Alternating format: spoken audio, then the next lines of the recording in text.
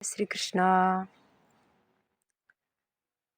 गृहीत्वा पिन्द्रियेऽर्थात् यो न द्वेषी न हृष्यति विष्णोर्मायामिदं पश्यन् सैवे भागवतोत्तमा। नव योगेश्वरों में से दूसरे नंबर के योगेश्वर जी श्री हरि जी राजा जनक से कहते हैं कि राजन, प्रारब्ध अवश्य ही किसी भी इंसान को भोगना पड़ता है। फिर विषयों को भोगते हुए उसमें मिथ्यात्व बुद्धि होने से उसका सुख दुख भक्तों को स्पर्श नहीं करता है। यानी जो उत्तम कोटि के भक्त होते हैं उनको भी प्रारब्ध तो भोगना पड़ता है। प्रारब्ध भोगते हुए भी वो संसार में रहते हैं, पर संसार में जो मिथ्या वस्तुएं हैं उनसे जो सुख दुख उन पर आता है उसका प्रभाव उन्हें भगवत प्राप्त पुरुषों पर पड़ता नहीं है, उनको स्पर्श नहीं करता है वो सुख और दुख। जिस प्रकार से मृग तृष्णा के जल में स्नान कोई करता है तो मृग तृष्णा के जल में स्नान करने वाला मृग तृष्णा के जल में स्नान करके भी बिना स्नान किए ही रहता है। सपने में खाया हुआ अन्न जागने के बाद हाथ और मुंह में नहीं रहता है, उसका हाथ और मुंह गंदा भी नहीं होता है। इसी प्रकार से श्री हरि को विशेष सपने के समान जड़ पड़ते हैं। हरि के जो भक्त होते हैं वो इस संसार में रहते हुए भी संसार का उपयोग भी करते हैं, खाते पीते भी है, पहनते भी है, सभी चीज़ों को देखते सुनते भी है, लेकिन फिर भी वो चीज़ें हरि भक्त को कैसे बांधती नहीं है। जिस प्रकार से सपने में खाया हुआ अन्न हाथों को गंदा नहीं करता है, हाथों को प्रभावित नहीं करता है, पेट को प्रभावित नहीं करता है, उसी प्रकार से भक्त इस संसार का उपयोग करते हुए भी इस संसार के बंधन से मुक्त ही रहता है। उसे विषय की स्फूर्ति नहीं होती है, यहाँ तक कि सपने में भी उसे विषय भोगने की इच्छा नहीं होती।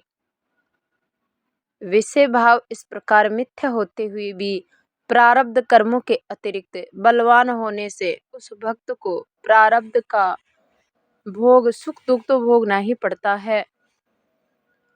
वह स्वयं भोगता है ऐसा अनुभव उसे नहीं होता है। प्रारब्ध को भी वो बड़ी आसानी से और आराम से भोग लेता है। सामान्य मनुष्यों को अपने प्रारब्ध का सुख दुख भोगने में जो तकलीफ होती है वो तकलीफ उन्हें भगवत प्राप्त महापुरुषों को, उत्तम कोटि के भक्तों को नहीं होती है। देहेंद्रियां प्राण मनोधियाम यो जन्माप्यय शुद्ध भय तर्षकृश्रेह संसार धर्मेर विमुह्यमानः स्मृत्या हरेर भागवत प्रदानः। कवि जी हरि जी कहते हैं जनक से कि शरीर इंद्रिया मन प्राण बुद्धि ये जो बंध है ये पंच तत्वों के स्थान है। भूख प्यास भय क्लेश जन्म मरण आदि भोगने में अपार परिश्रम लगता है। इसका ही नाम संसार धर्म है। यानी हमारा मन बुद्धि इंद्रिय प्राण ये जो जीव को संसार में बांधने की ये 5 चीजें हैं, और भूख प्यास भय क्लेश जन्म मृत्यु आदि जो ये विकार है इनको भोगने में बहुत परिश्रम होता है। जैसे कि भूख जो है वो शरीर का धर्म है, इन शरीर, इंद्रिया, मन, प्राण, बुद्धि, इन्हीं के कारण भूख, प्यास, जन्म, मृत्यु, शोक, चिंता, टेंशन, भय, ये सारे होते हैं। इसलिए इनको, ये संसार है, इन सभी को उत्तम भक्त भव ब्रह्म समझता है।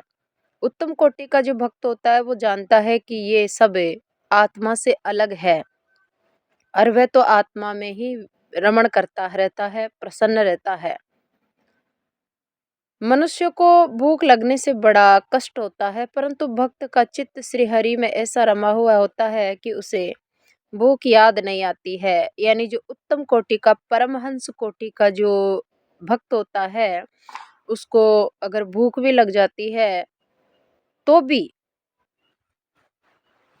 वह प्रभु में इतना रमा हुआ होता है कि वो भूख लगने के बाद भी उसको सताती नहीं है, उसे भूख के दुख का उसको अनुभव नहीं होता है। भाव से भगवत भक्ति करने में भूख प्यास नहीं लगती है। जिसकी भगवान में अगाध प्रीति हो जाती है उसे भव भय सताता नहीं है। भय का कारण मन है, मन के कारण ही डर लगता है जीव को। भक्त का मन हरि के चरणों में नमस्कार करता है, उसे मन के ममत्व का भान नहीं रहता, तो उसे भय कैसे प्रतीत होगा। मन में द्वैत भावना का स्फुरण होने से डर की दृढ़ता होती है, किंतु जहर प्राणी के मन में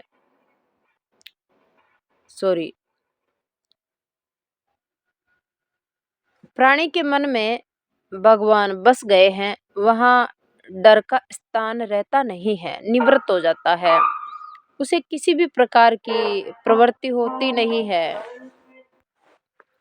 शरीर बुद्धि के कारण अनेक प्रकार की इस मनुष्य को, इस जीव को हृदय में तृष्णाएं, वासनाएं, इच्छाएं, आकांक्षाएं पैदा होती है। इस शरीर और बुद्धि के कारण ही होती है। बुद्धि हरि स्मरण में रात दिन जब करने लग जाती है, जहाँ तृष्णा का स्फुरण होता है वहाँ भगवान प्रकट होते हैं। भाई जब बुद्धि रात दिन भगवान में डूब जाती है तो तृष्णा के लिए, इच्छा आकांक्षा के लिए फिर जगह नहीं रहती है। तृष्णा पूर्ण रूप से हरि रूप में गल जाती है। जिस प्रकार से किसी कपड़े पर बहुत सारा कीचड़ धूल लग जाए और उस कपड़े को उठा करके अगर पानी में डुबो दे और वो कपड़ा पानी में डूबा रहे काफी देर तक, तो उसमें लगा हुआ कीचड़ मिट्टी अपने आप ही उस कपड़े से अलग होने लगता है, रुकता नहीं है। उसी प्रकार से जब मनुष्य की बुद्धि भगवान की भक्ति के विशुद्ध जल में डूब जाती है, तब फिर उसके ऊपर, उस बुद्धि पर जो वासना, इच्छा, आकांक्षा, तृष्णा का जो मेल जमा है, जो जीव को दुख देता है, वह निवृत्त हो जाता है। बुद्धि शांत होकर जीव सुखी हो जाता है, फिर वह भगवान के सुख का अनुभव करता है। वहाँ हरि स्मरण प्रकाश से हर्षित होता है। कान पर शब्द पड़ते ही हरि विराजते हैं। नाक भिन्न भिन्न प्रकार की गंध ग्रहण करता है, वहाँ वासना के ज्ञान में भगवान प्रकट होते हैं। ये जीव संसार के तरह तरह के पदार्थों का स्वाद लेती है, उन सभी में ब्रह्म रस का अनुभव करने लगती है। यानी बुद्धि जब भगवान की भक्ति में डूब जाती है तो आंख, नाक, कान, जीव ये सभी हरि का स्वाद लेने लगती है। जो चीजें संसार का स्वाद ले रही थी वही भक्ति का स्वाद और भगवान का स्वाद लेने लग जाती है। शरीर को शीतल गर्मी का ज्ञान होते ही, इसी तरह कोमल और कठोर का स्पर्श का ज्ञान होते ही अपना ज्ञान पूर्ण रूप से प्रकट होता है। इसी प्रकार से कर्म इंद्रियों की प्रवृत्ति के साथ साथ ब्रह्म स्फूर्ति भी होती है। यानी मनुष्य की जीव की बुद्धि जब हरि रस में, हरि प्रेम में, हरि के भाव और भक्ति में डूबती है तो इसकी इंद्रियां भी शुद्ध होकर के संसार की ओर से विमुख होकर परमात्मा की ओर उन्मुख होने लगती है और इस जीव की इंद्रियों में भी स्फुरणा आने लगती है, भगवान की अनुभूति आने लगती है। आत्म साक्षात्कार का, भगवान का प्रकाश इन इंद्रियों में भी आने लगता है। देने लेने में, आने जाने में सर्वत्र आत्मा राम की ही गति प्रदान करता है। इसी प्रकार से इंद्रियां जो जो कर्म कष्ट करती है वह सारा कष्ट समस्त कष्ट में निज सुख उत्पन्न होता है। यानी जब इंद्रियां बाहरी विषय पदार्थों का में लगी रहती है तब तक जीव को कष्ट देती है, परिश्रम देती है, लेकिन जब ये इंद्रियां हरि भक्ति में डूबती है तो फिर उसी कष्ट और दुख की जगह सुख और शांति उत्पन्न होने लगती है। इंद्रियों को पूर्ण विश्राम, शांति मिल जाती है जब ये हरि भक्ति का रस आस्वादन कर लेती है। हरि भक्ति तथा स्व आनंद का बाजार, भंडार खुल जाता है जीव के घट में। उत्तम भक्त भगवत भजन की इस युक्ति को जानता है। इससे कष्ट के बदले वह सुख का अनुभव करता है। जन्म मरण शरीर का धर्म है, भक्त विदेही रहता है। यानी शरीर में रहने के बाद भी भक्त शरीर से रहित रहता है। श्री हरि के चरणों का ध्यान से वह हरि रूप हो जाता है। इससे भक्त के हृदय में कभी भी अहंकार का भाव उत्पन्न नहीं होता। पुत्र को फांसी पर चढ़ा देने की बात से वंध्या को कुछ भी दुख नहीं होता है। यानी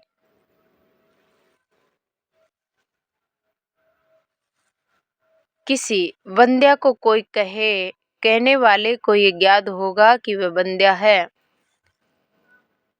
और उसको कहे तुम्हारे पुत्र को फांसी पर चढ़ाया जाएगा, उसी प्रकार शरीर के मरण को भी भक्त ऐसे ही समझता है। यानी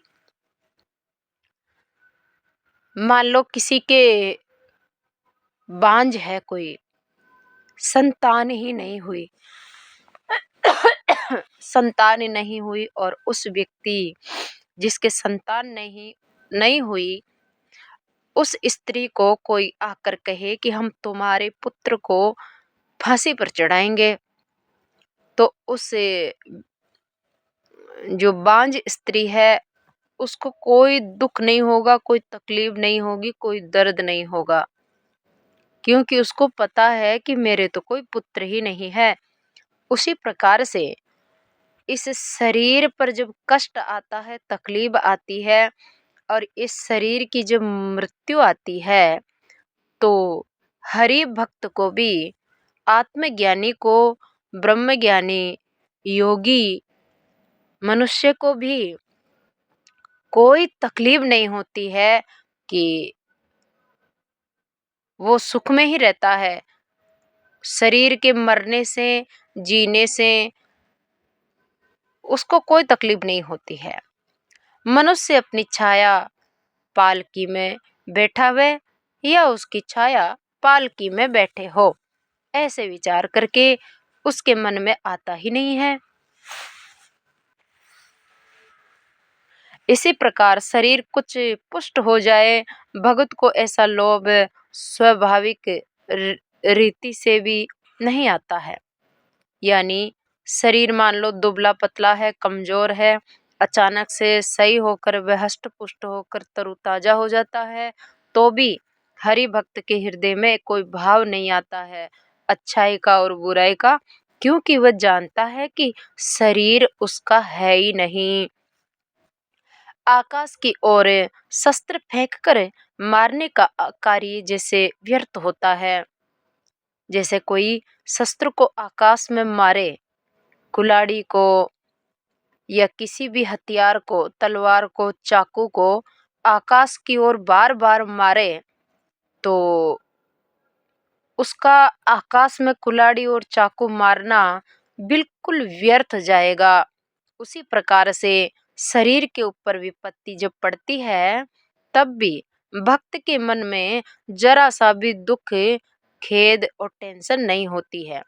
जिस प्रकार पानी के छोटे से गड्ढे में सूर्य का प्रतिबिंब पड़ता है, इसी कारण स्वतः सूर्य पानी का छोटा गड्ढा बन गया है, ऐसा वह सूर्य नहीं मानता है।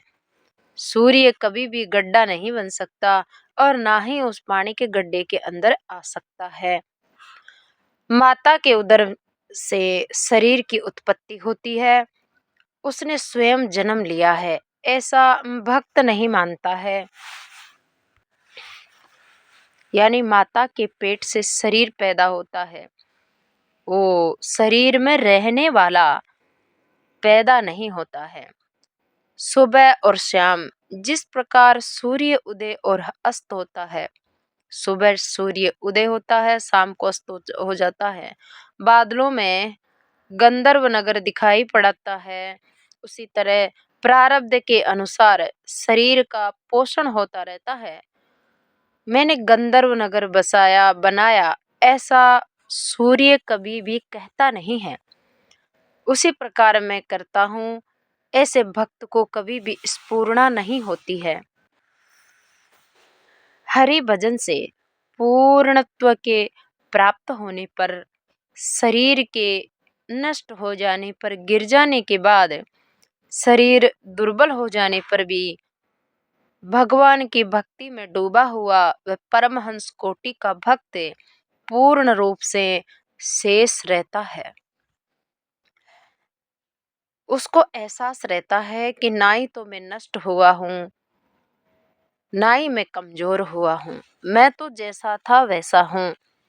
जैसे पानी के छोटे जलाशय में पानी सूख जाने पर सूर्य का प्रतिबिंब दिखाई नहीं देता, इसी कारण मेरा नाश हो गया ऐसा सूर्य नहीं मानता है।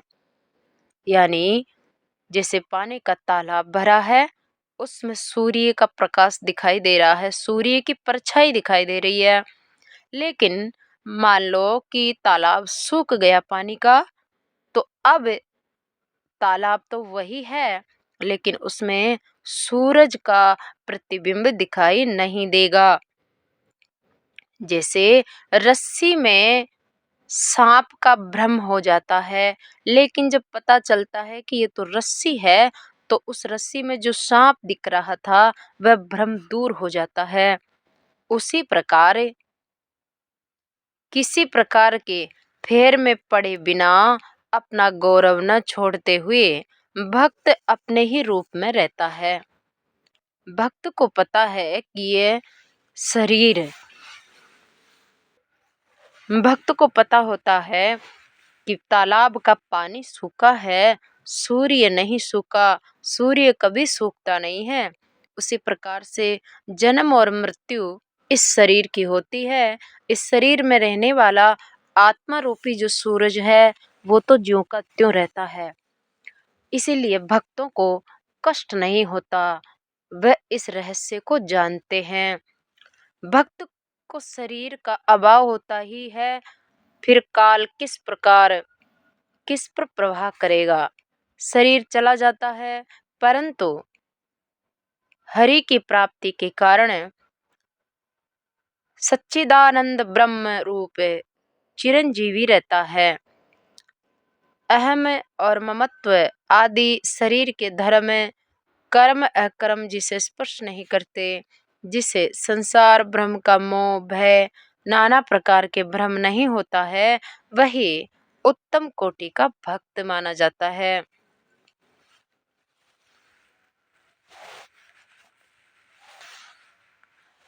न काम कर्म बीजानाम यस्य चेतसि संभवः वासुदेवेक निलयः स वे भागवतोत्तमः। हरि जी राजा जनक से हरि भक्तों के उच्च कोटि के भक्तों के लक्षणों का वर्णन करते हुए कहते हैं, हृदय में आत्मा राम का चिंतन करने से भक्त उत्तम भक्त की सभी कामनाएं नारायण रूप हो जाती है। भक्त के हृदय में जितनी वासनाएं होती है वे हरि के सम्मुख होने से हरि के सुख में हरि सुख में प्राप्त होकर आत्मा में विराम करती है, मिट जाती है वे वासनाएं। भक्त वासना को इस प्रकार चाल डालता है कि वासना रहित ब्रह्म ही स्वयं प्रकाशित होने लग जाता है। यानी भक्त जब उसकी बुद्धि पूर्णतः भगवान की ओर उन्मुख होकर स्थिर होकर डूब जाती है तो फिर उसके अंदर सिर्फ नारायण बचता है, वासनाएं समाप्त हो जाती है। उसके प्रत्येक कोर में नाम स्मरण करने के कारण अन्न ही ब्रह्म रूप हो जाता है। इस प्रकार निष्काम कर्म में निष्ठा वाला भक्त ही श्रेष्ठ और सदा मुक्त रहता है। अब जिन गुणों के कारण भक्त भगवान को प्रिय लगता है उन गुणों का वर्णन योगेश्वर जी करते हैं। हरि जी कहते हैं, न यस्य जन्म कर्माभ्याम न वर्णाश्रम जाति बिह सजतेस्मिन् हम भाव देहे वे स हरे है प्रिय। प्राकृत लोगों में शरीर का अभिमान रहता है। शरीर का अभिमान जैसे कि मैं ये शरीर हूँ, शरीर को देख देख करके शरीर के बल को अपना बल मानता है, शरीर की सुंदरता को अपनी सुंदरता मानता है, यानी शरीर को ही अपना स्वरूप मानता है। तो ये चीज जो है देहाभिमानी जीवों में होती है। गुरु की कृपा प्राप्त करके भजन आरंभ करने के बाद भजन करते करते नर में नारायण का प्रादुर्भाव होने लगता है, शरीर का अभिमान दूर हो जाता है, शरीर मिथ्या प्रतीत होता है, वह स्वयं नारायण रूप है, यह तत्व सत्य है। ऐसी दृढ़ भावना होते ही उस भावना में उसका अभिमान विलीन हो जाता है, यानी पूर्णतः श्रीमन नारायण के चरण शरणागत होकर के जो भगवत भक्ति में पूर्ण रूप से डूबा रहता है, उस नर यानी जीव के अंदर नारायण प्रकट होने लगते हैं, नारायण स्वरूप होने लगता है, नारायण का प्रादुर्भाव होने लगता है। जैसे जैसे उसके अंदर परमात्मा की नारायण की जागृति होती है वैसे वैसे उसका शरीर के प्रति जो अहम भाव था वो दूर हो जाता है, धीरे धीरे वह गल ही जाता है और फिर वह अपने घट में विराजमान नारायण का साक्षात्कार करता है। ऐसी दृढ़ भावना होते ही उसका अभिमान पूर्ण रूप से लय हो जाता है, समाप्त हो जाता है। निरअहंकारी के लक्षण क्या होते हैं? सोने का कुत्ता बनाया गया हो, वह कुत्ता स्वयं कहे कि मैं कुत्ता हूँ, अर्थात वह सोने का होने पर भी कुत्ता नहीं बन सकता। उसी प्रकार से जो उत्तम कोटि का भक्त होता है वह जन्म का अहम भाव नहीं रहता है, यानी ये शरीर जन्म लेने से भक्त ये नहीं मानता है कि मैंने जन्म लिया है। उत्तम भक्त कर्म क्रिया का निर्वाह करता हुआ भी ये नहीं मानता है कि वह स्वयं वैसा रहता है, वैसा करता है, यानी दिन भर आवश्यक कार्य जो करता है उन सभी कार्यों को करने के बाद भी सभी कर्मों को करने के बाद भी उत्तम कोटि के भक्त की आत्मा में यह प्रकाश रहता है, ये नॉलेज रहता है कि मैं कुछ नहीं कर रहा हूँ, शरीर कर रहा है, प्रारब्ध वश सब हो रहा है, प्रकृति में वर्त रही है, उसमें कर्म का अहंकार नहीं होता। जैसे सूर्यकांत मणि सूर्य का संयोग होते ही अग्नि उत्पन्न करती है, उस अग्नि से यज्ञ करें, किसी वस्तु को जलाएं, उसमें सूर्य रुकावट नहीं करता है। इसी प्रकार से भक्त क्रिया करते हुए भी अपने को अकर्ता मानता है। चुंबक का स्पर्श से जड़ लोहा हिलने लग जाता है, चुंबक के चिपक जाता है आकर के। लोहे के हिलने और चिपकने से चुंबक मलिन नहीं होता है, लोहे का रंग चुंबक के ऊपर नहीं चढ़ता है। इसी प्रकार से भक्त जो भी संसार में कार्य करता है, कर्तव्य करता है, कर्म करता है, वो निरअहंकार अहंकार से रहित होकर के करता है और सब कुछ कार्य करने के बाद भी वह अकर्ता ही रहता है। अदृष्ट के कारण शरीर के कर्म करने पड़ते हैं, उसमें मैं करता हूँ इस भावना से संसार बंधन समाप्त हो जाता है।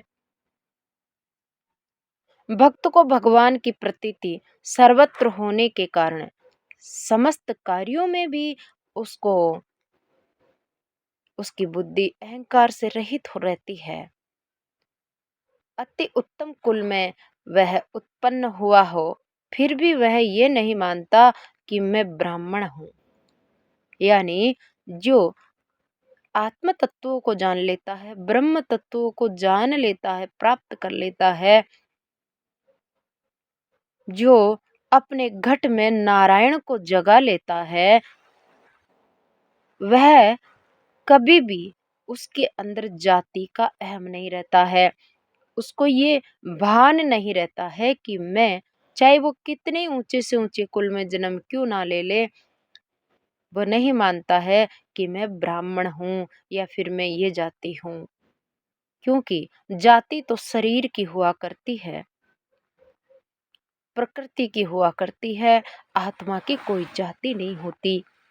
स्फटिक मणि को लाल रंग के फूल पर रखने से वह मणि भी लाल दिखाई देने लगती है।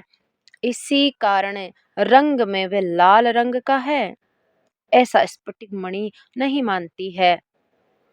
यानी किसी मणि को लाल कलर के फूल पर रख दे, पीला कलर के फूल पे रख दे, तो जैसे कलर के फूल पे रखेंगे वह कलर उस मणि में दिखने लग जाता है, लेकिन वो कलर उस मणि के अंदर होता नहीं है। वह मणि नहीं मानती है कि मैं लाल हूँ, मणि तो जो है वही रहती है। इसी प्रकार से भक्त के अंदर जाति का, शरीर का, किसी भी प्रकार के गुणों का अभिमान नहीं रहता है कि मैं ये हूँ। वह शरीर के वर्ण का अभिमान नहीं करता है। नट राजा का वेश धारण करता है इसलिए वह राजा है, ऐसा नहीं मानता है। रंगमंच पर अभिनय करने वाला नाटककार, जिसको नट कहते हैं, वह तरह तरह का भेष बनाता है, कभी राजा का, कभी भिखारी का, कभी स्त्री का, कभी वृद्ध का, कभी चोर का, कभी सिपाही का। तो वह जानता है कि मैं राजा नहीं हूँ, ना ही मैं भिखारी हूँ, ना ही मैं चोर हूँ, ना ही मैं सिपाही हूँ, मैं तो मैं हूँ। इसी प्रकार से भक्त जिसके अंदर से अहंकार तत्व नष्ट हो जाता है भक्ति के आने से, वह भी अपने को, शरीर की जो भी अवस्थाएं हैं उनको अपनी अवस्था, शरीर की जो भी स्थिति है उसको अपनी स्थिति नहीं मानता है। इसी प्रकार से भक्त सन्यासी होते हुए भी वह ये नहीं मानता है कि मैं सन्यासी हूँ। उत्तम भक्त वर्ण आश्रम की अवस्थाओं और कुल की कथा को अपने ध्यान में नहीं रखता है। जिस प्रकार गंगा नदी के तट पर अनेक गांव बसे हुए हैं, परंतु अमुक गांव मेरा है, ऐसा गंगा नदी कभी भी नहीं मानती है। उसी प्रकार संसार में असंख्य ऊंच नीच जातियां हैं, परंतु सच्चा भक्त मैं इस जाति का हूँ, उस जाति का हूँ, वो नहीं मानता है। हरि भक्त को स्थूल, सूक्ष्म, कारण और महाकारण, इन चारों प्रकार के शरीर में अहम न होने से वह उसे जन्म, कर्म, वर्ण आश्रम, जाति आदि का अभिमान नहीं रहता है।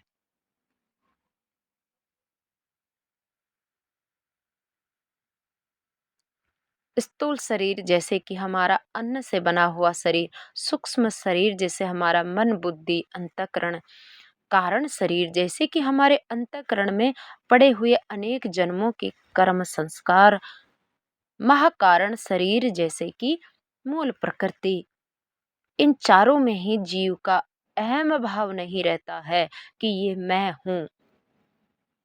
इनमें अहम भाव नहीं रहने के कारण उसको इस शरीर की जाति में, शरीर के कर्मों में, शरीर के वर्ण आश्रम में भी उसको अहम भाव नहीं रहता है। इसलिए उच्च कोटि का भक्त कहीं पर भी बंधन को प्राप्त नहीं होता। मनुष्य के जन्म लेते ही वर्ण आश्रम जाति नहीं होती है। मनुष्य अभिमान के कारण ही उसमें वह जाति, वह गोत्र, वह कुल का भाव आता है। ऐसा मानता है। ब्रह्म आदि भी ऐसे मिथ्या भाव में सने हुए हैं। पंडित भी अभिमान के कारण उसमें फंसे रहते हैं। परंतु भगवान का भगवान की भक्ति के प्रताप से हरि का भक्त इस अभिमान से रहित हो जाता है, अभिमान से ऊपर उठ जाता है। जबकि बड़े बड़े पंडित, शास्त्रों के ज्ञाता विद्वान भी, उनके अंदर भी जाति का अभिमान रहता है, शरीर का अभिमान रहता है, वर्णाश्रम का अभिमान रहता है, पर भगवत हरि के भक्त में नहीं रहता है। ऐसे भक्त की समस्त कामनाएं भगवान पूरी करते हैं। भगवान ऐसे भक्त के चतुर्विध रह करे उसकी रक्षा करते हैं। अपनी चारों भुजाओं द्वारा अपने ऐसे भक्त से भेंट करने पर भी भगवान को संतोष नहीं होता है। ऐसे भक्त को भगवान बार बार हृदय से लगाते हैं, फिर भी भगवान की यही इच्छा रहती है कि मैं इससे और मिलूं। इस प्रकार हे राजा जनक, भागवत धर्म भगवान पुरुषोत्तम को अपने वश में कर लेता है। उत्तम भक्त में जरा भी भेदभाव नहीं रहता। भक्त के इस अभेद की कथा अब मैं आपसे कहता हूँ, उसको ध्यान से सुनिए। न यस्यः स्वः पर इति वितेष्वात्मनि वा विदा सर्वभूत सम शान्तः स वे भागवतोत्तमा। हरि जी कहते हैं, जनक, अद्वैत भजन के बल से ये मैं और ये मेरा, ये तू और ये तेरा, ऐसा भेदभाव सहजता से ही छूट जाता है, समाप्त हो जाता है। अ, जिसके अंदर ये मैं और ये मेरा, ये तू और तेरा का भाव समाप्त हो गया है, वही उत्तम कोटि का भक्त कहलाता है। जिसके चित्त में किसी भी प्रकार का भेदभाव नहीं रहता, वह मेरा तेरा जहाँ का तहाँ ही गल जाता है। अग्नि में जो वस्तु डालो वह अग्नि रूप हो जाती है। उसी प्रकार से अभेद भक्त जिस जिसको देखता है, उन सब में उसके रूप के सुख का अनुभव होता है। अपना धन दूसरों को देते हुए उसे चित्त में शंका नहीं होती। परायण की बात, उसका विकल्प उसके मन में उठता ही नहीं। बाएं हाथ की वस्तु दाहिने हाथ में देते समय देने वाला और लेने वाला एक ही होता है। ऐसे ही एकात्म बुद्धि भक्त को सभी भूत प्राणियों में होती है, अपने शरीर में तथा सबके शरीर में वह भगवान के अतिरिक्त दूसरे किसी को देखता नहीं। इसीलिए उसके पास शांति स्वानंद के साथ निसंक होकर के रहती है। ऐसे भक्त को कभी शांति छोड़ती नहीं है। ऐसे ही शांति और ऐसे ही समभाव में भक्त रमा रहता है। इसीलिए वह उत्तम कोटि का भक्त कहलाता है। ऐसा निरपेक्ष भक्त ही सर्वश्रेष्ठ कहलाता है। वही अति विरक्त और नित्य मुक्त रहता है, क्योंकि श्री हरि स्वतः ही निरपेक्ष है। योगेश्वर हरि अब उत्तम भक्त कितने निरपेक्ष होते हैं, इस विषय में कह रहे हैं। जो निरपेक्ष है वही मुख्य भक्त है, वही अति विरक्त है, वही नित्य मुक्त है। उसी के हृदय में भगवान विराजमान रहते हैं। प्रेम पूर्वक हरि भक्ति करते करते चित्त की समस्त वृत्तियां जब हरि के भजन में, हरि के प्रेम में तल्लीन हो जाती है और आत्मा की प्राप्ति में ही भक्त की प्रीति और निष्ठा रहती है। जिस प्रकार से लोभी व्यक्ति को रात दिन सोते उठते बैठते धन ही धन दिखाई देता है, उसी प्रकार से भक्त को भक्त की समस्त चित्त वृत्तियां अपने आत्मा की ओर उन्मुख होकर उसको केवल अपने आत्मा में परमात्मा ही परमात्मा दिखाई देते हैं। उसकी दृढ़ निष्ठा रहती है। उसको त्रिलोकी का राज्य प्राप्त हो जाए तो भी वह परमार्थ में ही रमा रहता है, क्योंकि उसको अपनी आत्मा में, अपने परमात्मा में परमात्मा का लोभ है, जो सच्चा लोभ कहलाता है। अपनी वृत्ति को क्षण भर के लिए भी वह अपने आत्मा में स्थित परमात्मा से दूर नहीं करता है। जिस प्रकार से लोभी व्यक्ति एक क्षण के लिए भी अपनी वृत्तियों को धन से दूर नहीं करता है। जिस हरि चरण की खोज ब्रह्मादिक देव भी किया करते हैं, जिससे क्षण भर के लिए भी अपरोक्ष स्थिति होने से त्रिलोकी की संपत्ति घास के समान दिखाई पड़ने लगती है। उच्च कोटि के भक्त को तीनों लोकों की संपत्ति भी अगर दे दी जाए तो वो भी उसको सूखे हुए घास के तिनके के समान लगती है। यानी उसे उच्च कोटि के भक्त के हृदय में उसे तीनों लोकों की संपत्ति का भी कोई महत्व नहीं रहता है। महत्व रहता है तो सिर्फ और सिर्फ अपने घट में विराजमान परमात्मा का। हरि के चरण के स्मरण के बिना किसी में वह सार नहीं समझता है। उच्च कोटि का भक्त जानता है कि मेरा सच्चा लाभ, सच्चा धन और सच्चा सार जो है वो मेरी आत्मा के अंदर स्थित नारायण ही है। नारायण के अतिरिक्त और सब मिथ्या है, व्यर्थ है। ऐसी उसकी अचल स्मृति, अखंड स्मृति हो जाती है। उच्च कोटि का भक्त ऐसी उच्च कोटि की अखंड स्मृति में ही जीता है। जो भक्त उसे आधे क्षण के लिए भी नहीं छोड़ता है, वही सबसे उच्च कोटि का हरि भक्त है, वही उच्च कोटि का ज्ञानी है। कहते हैं शरद ऋतु में पूर्ण चंद्रमा जब उदय होता है तो सूर्य का ताप नहीं रहता है। उसी प्रकार भगवान के चरण रूपी वृक्ष की 10 दिशाएं, 10 शाखाएं, उनके 10 नख चंद्र का चंद्रमा अमृत जो भक्त स्वानंद से तृप्त होकर के सदा सेवन करता है, उसे संसारिक काम आदि वासनाएं संसार के पदार्थों का आकर्षण आदि 3 प्रकार का ताप उसे कष्ट नहीं देता है।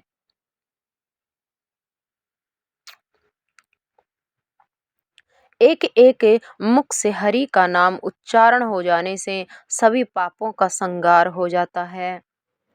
हरि नाम का तो जो सदैव भक्ति पूर्वक उच्चारण करता है वह भक्त तो धन्य है। नाम उच्चारण के साथ ही हरि हृदय में प्रवेश करते हैं। हृदय में उनका प्रवेश होते ही उनके भय से हृदय की सारी अशुद्धता समाप्त हो जाती है और शुद्धता आरंभ हो जाती है। बुरे विचारों का नाश होकर के भक्त का चित्त सदैव शुद्ध रहने लगता है। समस्त वासना प्रपंच का त्याग करके भगवान में उसका चित्त चिपक जाता है। अहंकार अहमपन का त्याग करके भक्त भगवान में मिल जाता है। मन के संकल्प और विकल्प सारे बंद होकर के मन एकदम शांत और निर्विकारी हो जाता है। बुद्धि यथार्थ निश्चय वाली होकर के समाधि में स्थित हो जाती है। क्योंकि जब तक मन में संकल्प विकल्प आता है, जब तक मन में संसार के पदार्थों का आकर्षण रहता है, तब तक बुद्धि हिलती रहती है, चित्त हिलता रहता है। जिस प्रकार से पानी में हलचल रहती है तब तक पानी हिलता है। पानी के अंदर दिखने वाला सूर्य की परछाई भी हिलती है, लेकिन जब हलचल समाप्त हो जाती है तो जल स्थिर हो जाता है और शांत हो जाता है। उसमें पड़ने वाली सूर्य की परछाई भी एकदम शांत हो जाती है, स्थिर हो जाती है। ऐसे ही अंतःकरण से समस्त कामनाएं वासनाएं संसारी पदार्थों का आकर्षण ये सब समाप्त होते ही मन के संकल्प विकल्प समाप्त होते ही मन बंद हो जाता है, बुद्धि निश्चल हो जाती है। ऐसा होने के बाद ऐसे भक्त के हृदय में भगवान कभी भी दूर नहीं जाते हैं। ऐसे भक्त के हृदय में अखंड रूप से नित्य नित्य निरंतर श्री हरि साक्षात विराजमान रहते हैं। हरि चरण की प्रीति रूपी डोरी से भक्त भगवान को अपने हृदय में बांध करके रखता है।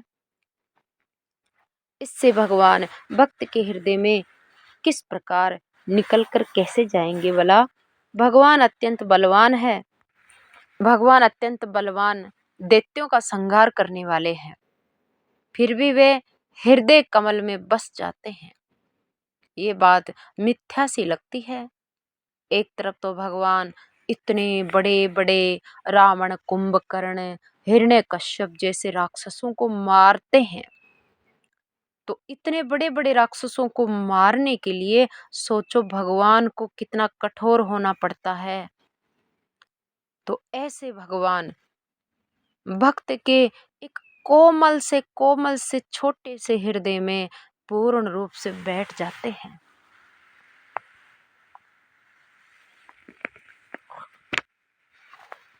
जैसे भोरा सूखी लकड़ी को छेद कर देता है, वैसे ही भंवरा कोमल से कमल के प्रेम में ऐसा फंस जाता है कि कमल के भीतर केसर उसे निकलने नहीं देती। उसी प्रकार भक्त का प्रेम भगवान की सामर्थ्य को हर लेता है। पिता के ओढ़ने की मोटी चादर बालक अपने कोमल हाथों से पकड़ लेता है। उसे क्या पता छुड़ा नहीं सकता उसका पिता,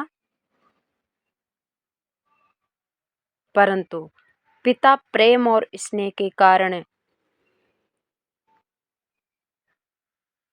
पिता के स्नेह और प्रेम का बल इतना अधिक होता है कि पिता उस बच्चे का तिरस्कार नहीं करता है, उससे उस काम्बल को छुड़ा नहीं पाता है, प्रेम के कारण नहीं छुड़ा पाता है। ऐसी बात नहीं है कि उस पिता में बच्चे के हाथ से उस मोटी काम्बल को छुड़ाने की ताकत नहीं है। अगर वो पिता कठोर व्यवहार पर आ जाए, एक झटके में उस काम्बल को छुड़ा ले, लेकिन पिता का बच्चे से स्नेह और प्रेम होने के कारण वो इतना सामर्थ्यवान, इतना बलवान होने पर भी छोटे से बच्चे के हाथ से काम्बल को नहीं छुड़ा पाता है। उसी प्रकार से भगवान इतने सामर्थ्यवान होने के बाद भी भक्त के हृदय को नहीं छोड़ते हैं। भक्ति का निरूपण करने की इच्छा रखते हुए भी वेद मौन रहता है। हजारों मुख वाले शेषनाग की जिह्वा भी थक जाती है। हरि की महिमा गाते गाते ये तो केवल भक्ति के एक अंश की ही कथा हुई। वाद्य यंत्रों से नाना प्रकार के स्वर निकलते हैं, परंतु उनको उत्पन्न करना बजाने वाले का काम है। उसी प्रकार इस ग्रंथ के अर्थ में विविध प्रकार के रस उत्पन्न करने वाले एकनाथ के स्वामी श्री जनार्दन ही है।